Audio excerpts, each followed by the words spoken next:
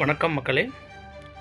Nita form India சேனலிருந்து இன்றைய பதிவு பார்த்திங்கன்னா, குண்டுமல்லி, முருங்கை, தென்னை, தேக்கு, ரோஸ் மற்றும் டிம்பர் இதை பற்றின ஒரு முழு தகவல், அதனுடைய இன்கம் வருமானம், அதை பற்றின ஒரு முழு தகவலுங்க. இந்த வீடியோ ஸ்கிப் பண்ணாமல் பாருங்கள், ரொம்ப இன்ட்ரெஸ்டிங்காக இருக்கும், ஃபுல் இன்ஃபர்மேட்டிவாக இருக்குங்க.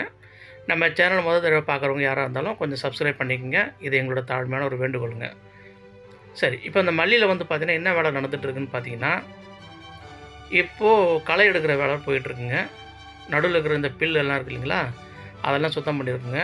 அடுத்த செடி பக்கத்தில் இருக்கிற எல்லா பில்லும் நாங்கள் சுத்தம் பண்ணியிருக்குங்க. அது காரணம் என்னென்னு கேட்டிங்கன்னா, மிஷின் வச்சு நம்ம ஏற ஓட்ட முடியாதுங்க, ஏன்னா சல்லி வேறுன்றதுனால இது வந்து அடிபட்டு போகுங்க. இதுக்கு முன்னாடி நான் பதிவு பண்ண 2 வீடியோக்களில் வந்து முழு உரத்தோட ஃபெர்டிலைசர் தகவல் எல்லாமே நான் அதில் பதிவு ஷேர் பண்ணியிருக்கேங்க. எவ்வளோ இடைவெளியில் நடணும், அந்தமாரி ஒரு குழிக்கு வந்து 5 செடி நடணும், 4க்கு 4 வந்து இடைவெளிங்க. அப்புறம் வந்து பார்த்திங்கன்னா, இந்த அடி உரம் வந்து பார்த்திங்கன்னா நான் ஏற்கனவே சொல்லியிருக்கேங்க. வீடியோ கொஞ்சம் பாருங்கள், ஸ்கிப் பண்ணாமல் பாருங்கள். நம்ம சேனலில் பார்த்தீங்கன்னா உங்களுக்கு எல்லாருமே அந்த தகவலை நான் முழுசாக நான் பதிவு பண்ணியிருப்பேங்க. இப்போ நம்ம வந்து வேறு ஒரு சப்ஜெக்ட் பற்றி பேசுவோங்க. இப்போ இந்த செடி நம்ம வளர்ந்துருச்சு இல்லைங்களா, இப்போ வளர்ந்ததுக்கப்புறமா இந்த செடியில் வந்து பார்த்திங்கன்னா நம்ம துளிர் வரணுங்க. இப்போ இது மல்லியோட ஒரு ஸ்பெஷாலிட்டி என்னன்னு கேட்டிங்கன்னா, நம்ம துளிர் வந்தால் மட்டும்தான் அதில் அரும்பு வரும். துளிர் வரலைன்னா அதில் அரும்பு வராதுங்க. அது ரொம்ப ரொம்ப ரொம்ப ரொம்ப முக்கியமான ஒரு தகவல், உங்களுக்கு யூஸ்ஃபுல்லாக நினைக்கிறேன். இதுக்கு அடுத்தது வந்து பார்த்திங்கன்னா, இப்போ முருங்கை. இப்போ இந்த மரமெல்லாம் நாங்கள் நட்டு போன வருஷம் ஒரு அறுவடை எடுத்துங்க. அதுக்கப்புறம் நாங்கள் என்ன பண்ணோன்னா, இந்த மரத்தெல்லாம் வந்து ஒரு அடியோட ஒரு 6 அடி விட்டு இந்த மரத்தை வந்து நாங்கள் கட் பண்ணிவிடுவோம். கட் பண்ணிவிட்டு நம்ம வந்து மறுபடியும் செடியை வந்து ஒரு கீழேருந்து கொண்டு வரலாம் அப்படின்னு சொல்லிட்டு தாங்க விட்டுது இந்த மரத்தை. போன பதிவில் நீங்கள் பார்த்தீங்கன்னா, இந்த மரத்தில் வந்து இலைலாம் இல்லாமல் தான் இருக்கும். ஏன்னா இது வந்து நம்ம கட் பண்ணுறதுக்காக இதுக்கு நாங்கள் வந்து பராமரிப்பு எதுவும் பண்ணலைங்க. கிட்டத்தட்ட ஒரு 5000 மரத்துக்கு மேலே இருக்குது இந்தமாதிரி முருங்கை உரம். திடீர்னு என்னாச்சுங்க, தென்னை மரத்துக்கும் தேக்கு மரத்துக்கும் நாங்கள் வந்து அடி உரம் நாங்கள் வச்சோங்க. அப்போ வைக்கும்போது என்ன பண்ணோம், முருங்கை மரத்துக்கும் நம்ம சேர்த்து வைக்கலான்னு சொல்லிட்டு ஒரு பிளான் பண்ணி வச்சோங்க. காரணம் கேட்டிங்கன்னா, எப்படி இருந்தாலும் வெட்ட தானே போகிறோம் நம்ம. ஒரு 1/2 அடி, அதாவது கீழே மரத்துலேருந்து ஒரு கீழே ஒரு 1/2 அடி விட்டு மேலே கட் பண்ணிட்டோம்னா, அதுலேருந்து ஒரு பிளண்டி ஆஃப் பிரான்ச்சஸ், அதாவது நிறைய பிரான்ச்சஸ் நம்ம ஷூட் அடிக்கும். அப்போ நம்ம வந்து ஒரு கிட்டத்தட்ட ஒரு 4.5 அடி உயரத்தில் அதுக்கு மேலே இருக்கிற நம்ம வந்து நுனியை வந்து கிள்ளி விட்டுட்டோம்னா, அந்த செடி வந்து கீழே நிறையா பிரான்ச் வரும். அது பிரான்ச் வந்ததுனால அப்புறம் அதுலேருந்து முருங்கைக்காய் பறிக்கிறதுக்கு ஈஸியாக இருக்கும். இப்போ இவ்வளோ ஹைட்டு போச்சுன்னா நம்ம பறிக்கிறது சிரமமாக இருக்குன்னு சொல்லிட்டு தாங்க நாங்கள் அப்படியே பராமரிப்பு இல்லாமல் நாங்கள் விட்டாச்சு. அது அடியில் இந்த கட் பண்ணுறதுக்கு எங்கள்கிட்ட நேரம் பத்தலைங்க. மல்லியிலே வந்து ஃபுல் ஃபோக்கஸ்டாக இருக்கிறதுனால இதில் பத்தலை டைம். இப்போ நாங்கள் அடி உரம் நாங்கள் தென்னை மரம்லாம் வச்சோம் பார்த்தீங்களா, தென்னை மரம், தேக்கு மரம், சந்தன மரம், செம்மரம்லாம் வச்சோம் பாருங்கள், மல்லிக்கு எல்லாத்துக்கும். அப்போ இதுக்கு என்ன பண்ணோம், ஒரு 2 கைப்பிடி அளவுக்கு இந்த மரத்துக்கு பக்கத்தில் எந்த ஒரு பள்ளங்களும் எடுக்கலைங்க, மரத்தை சுற்றி அப்படியே போட்டு விட்டுருந்தாங்க.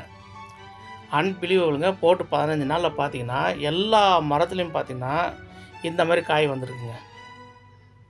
இப்போது நமக்கு வந்து சராசரியாக ஒரு மரத்தில் நமக்கு வந்து ஒரு 12 காய், அதாவது ஒரு 12 முருங்கைக்காய், நல்ல ஒரு இந்த அளவுக்கு நீளமான ஒரு முருங்கைக்காய் இருந்ததுன்னா 12 இல்லை 14 காய் இருந்தால் 1 கிலோங்க. அப்போது ஒரு 10 கிலோ வரணுன்னா 140 காய் நமக்கு இருந்தால் போதும். இப்போ ஒரு மரத்தில் சராசரியாக நாங்கள் வந்து சும்மா ரேண்டமாக கவுண்ட் பண்ணி பார்த்தோம்னா 100 காய், 200 காய், 50 காய், 70 காய் பிஞ்சு இப்போ தள்ளி இருக்குது. அதாவது இப்போ பிஞ்சு வெளியில் வந்தது. இப்போ நாங்கள் இந்த வீடியோவில் நீங்கள் பாருங்கள், அந்த பூவிலேருந்து ஒரு சின்னதாக ஒரு பிஞ்சு வரும், அதெல்லாம் கவுண்ட் பண்ணல, அன்கவுண்டபிள். அதெல்லாம் நம்மளால் கவுண்ட் பண்ண முடியல. இப்போ இந்த கொத்துக்கு நம்ம பிஞ்சு கவுண்ட் பண்ணால் அதில் ஒரு 30 பிஞ்சு இருக்கும். அப்போது நம்ம ஒரு மரத்துக்கு சராசரியாக நம்ம வந்து ஒரு 10 கிலோ நம்ம பிடிச்சி ஒரு 50 ரூபா கிலோ போகுது அப்படின்னா, ஒரு மரம் வந்து நமக்கு 500 ரூபாங்க. 10 மரம் 5000 ரூபா, 100 மரம் நீங்களே கணக்கு பண்ணி பாருங்கள். அப்போ 5000 மரம் இருக்குதுங்க. ஸோ இது ஒரு நல்ல ஒரு லாபகரமான பயிர் தாங்க. இது நாங்கள் வந்து ஆரம்பித்தது வந்து பார்த்திங்கன்னா லாபகரமான பயிர்ன்றது ஆரம்பித்தது. ஆனால் நடுவில் என்ன ஆகிடுதுன்னா, இப்போ தென்னை மரம்லாம் நீங்கள் பார்க்குறீங்களா, இந்த தென்னை மரம் ஒரு 20 நாளுக்கு முன்னாடி நீங்கள் பார்த்தீங்கன்னா இப்படி இருந்திருக்கிறது வாய்ப்பில் கொஞ்சம் குறவு தாங்க. இப்போது நடுவில் வர குருத்தெல்லாம் பார்த்தீங்கன்னாங்க கிட்டத்தட்ட 3 அடிக்கு குருத்து இருக்குங்க. 3 அடினா நீங்கள் வந்து இமேஜின் பண்ணி பாருங்கள், 3 அடிக்கு குருத்து மேலே வருது. அப்போது நமக்கு ஒரு விஷயத்தை வந்து ஒருத்தவங்க சொல்லித்தராங்க, இல்லை சொல்கிறாங்க, ஒரு உரக்கடை வச்சுருக்காங்க, அவங்க சொல்கிறாங்கன்னா முழுசாக ஒரு தகவல் நம்மகிட்ட ஷேர் பண்ணுறதே இல்லைங்க. அவங்கக்கிட்ட என்ன இருக்குது அதை எப்படியாவது நம்ம தலையில் கட்டிட வேண்டியது. அது வந்தால் சரி, வரலனாலும் சரி. அதேமாதிரி முருங்கை செடியை பற்றி ஒரு கோர்ஸே இருந்துங்க. நார்த் இந்தியாவில் ஒருத்தவங்கிட்ட பணம் கட்டி அவர் மூலமாக நாங்கள் வந்து கோர்ஸ் எடுத்து நாங்கள் வந்து செடிக்கு போகிறோம். கண்ணா பின்னான மருந்துங்க. ஒரு மருந்து இன்னொரு மருந்து செம காஸ்ட்லி. அந்த மருந்து கொண்டு வந்து நாங்கள் போட்டு கொடுங்க. போன வருஷம் வந்து பார்த்திங்கன்னா ஈல்டு எங்களால் பெருசாக கொண்டு வர முடியல. இப்போ நாங்கள் போட்ட ஒரு சாதாரண ஒரு அடிப்படை உரம் தாங்க. அதாவது ரொம்ப ஒரு ஹார்ம்ஃபுல்லான உரம் கிடையாதுங்க. இதுக்கு முன்னாடி வந்து பார்த்திங்கன்னா மண்புழு உரத்தை வந்து கொண்டு வந்தோம். அதுக்கப்புறம் கம்போஸ்ட் உரத்தை கொண்டு வந்தோம். அதை சரி பண்ணுறதுக்குன்னு திருப்பத்தூர்லேருந்து ஒருத்தர் வந்தார். அவர் ஒரு 20 அதில் வந்து சீவீடு, எக்ஸ்ட்ராஸ்ட்டு, அமினோ ஆசிடு, ஃபல்விக்கு, ஹியூமிக்கு, அதுக்கப்புறம் விரிடி, இந்த மாதிரி உரங்கள்லாம் போட்டு அதுக்கப்புறம் மாட்டோட கோமியத்தை போட்டு பதப்படுத்தி போட்டு மரத்தை என்னென்ன பண்ணாங்க. அப்போ கூட எங்களால் கொண்டு வர முடியலங்க. இதுக்கு என்ன காரணம்னா சிம்பிள் ஃபண்டமெண்டலான ஒரு உரம் தாங்க. ஆனால் அந்த இன்ஃபர்மேஷன் நம்மக்கிட்ட ஷேர் பண்ணுறதுக்கு எல்லாருக்கும் வந்து தயக்கம். அது ஏன் தான் தெரியலங்க. நம்ம வந்து போட்ட அந்த உரங்கள் எல்லா உரமும் வந்து பார்த்திங்கன்னாங்க தென்னை மரத்துக்கு நல்லா இருக்குதுங்க. இங்கே பாருங்கள் தென்னை மரம்லாம் வளர்ந்துருச்சுங்க நல்லா. அதே மாதிரி முருங்கை மரத்தில் வந்து பார்த்திங்கன்னா எல்லா முருங்கை மரமும் கிட்டத்தட்ட வந்து பார்த்திங்கன்னா இந்த ஒரு 4 ஏக்கரில் தான் முருங்கை வச்சுருக்கோம். அதில் 3 ஏக்கரில் இருக்கிற முருங்கையில் வந்து ஒண்டர்ஃபுல் ஈல்டு. கீழே இன்னொரு ஏக்கரில் வந்து பார்த்திங்கன்னா அதுலேயும் முருங்கை இருக்குது. ஊடு பேராக வச்சுருக்கோம். அந்த ஒரு ஏக்கரில் வந்து இன்னும் நம்ம வந்து சிறப்பாக வரல. ஏன்னா அங்கே வந்து நம்ம இது மெயின்டெனன்ஸ் பண்ணல. அதாவது கட் பண்ண தானே போகிறோன்ற ஒரு இதில் விட்டாச்சு. இப்போ அதில் நம்ம உரம் நம்ம கான்சன்ட்ரேட் பண்ணோம்னா அந்த ஒரு ஏக்கர் கூட ரொம்ப சிறப்பாக எங்களால் கொண்டு வந்துட முடியுங்க.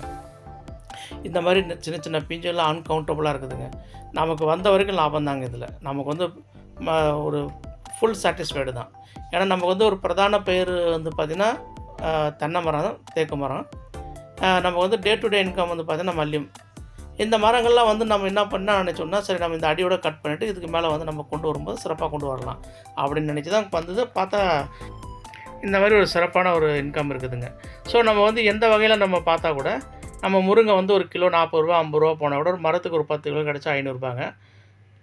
ஒரு 10 மரம் நமக்கு வந்து இந்தமாரி வருமானம் வருதுன்னா நம்மக்கிட்ட தான் ஒரு 5000 ரூபாங்க. நான் சொல்கிறது லைஃப் டைம் அதாவது ஒரு 1 இயருக்கு வச்சுக்கலாம் கணக்கு வச்சுக்கி. 10 மரத்துக்கு வந்து 5000 ரூபா, 100 மரத்துக்கு 50000 ரூபா, 1000 மரத்துக்கு 5 லட்ச ரூபா இன்கம் நல்லா இருக்குங்க. அதேமாதிரி இந்த மல்லியில் வந்து பொறுத்த மட்டில் நம்ம இன்றைக்கி வந்து பார்த்திங்கன்னா ஒரு 3-4 டேஸ் வந்து பார்த்திங்கன்னா மல்லியோட ரேட் வந்து கொஞ்சம் கம்மியாக தாங்க போகுது. 130 ரூபா பெர் கேஜி போயிட்டுருக்குங்க. பட் இது வந்து ரொம்ப நாள் நிற்காதுங்க. என்னோட 2 வருட அனுபவத்தில் நான் சொல்கிறேன். இது 130 140 சும்மா சாதாரணமாக வந்து கடந்து போயிடும். நமக்கு ஒரு 10 நாள் மல்லி கிடைச்சா போதுங்க. நமக்கு வந்து ஒரு 10 நாள் மல்லி நல்ல ஹை ரேட்டில் கிடைச்சா நமக்கு நல்ல ஒரு வருமானம் இருக்குது. நமக்கு நிறையா பிரான்ச்சஸ் கொண்டு வரணும். அந்த பிரான்ச்சஸில் நிறையா மொட்டுக்கள் வரணும். அந்த மொட்டு வந்து நம்ம பூக்களாக மாறணுங்க. நம்ம வீடியோ வந்து கண்டினியூஸாக பாருங்கள். ஏன்னா நம்ம வந்து இன்ஃபர்மேஷன் எல்லாமே வந்து இந்த ஃபுல் வீடியோ பார்த்தா தான் உங்களுக்கு எல்லாமே ஃபுல்லாக கேதர் ஆகும். அப்போ தான் ஃபுல் நாலேஜபுளாக இருக்கும். இதில் நாங்கள் போட்ட அடி உரங்கள் எல்லாமே மல்லிக்கு என்ன போட்டோம் அதே தாங்க முருங்கைக்கு போட்டோம், தென்னைக்கு போட்டோம், தேக்கு மரங்களுக்கும் போட்டோம்.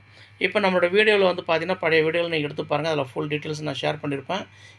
இன்னும் கொஞ்சம் நிறையா மருந்துக்கள் இருக்குதுங்க. அது வரக்கூடிய வீடியோக்கள் நீங்கள் வந்து பாருங்கள். அதில் எல்லாமே நான் உங்களுக்கு ஷேர் பண்ணுறேங்க. ஏன்னா நான் ஃபஸ்ட்டு பரிச்சாத்தமாக செக் பண்ணிவிட்டு உங்கள்கிட்ட சொல்கிறேங்க. தேங்க்யூ ஸோ மச்ங்க. Please subscribe to my சேனலுங்க.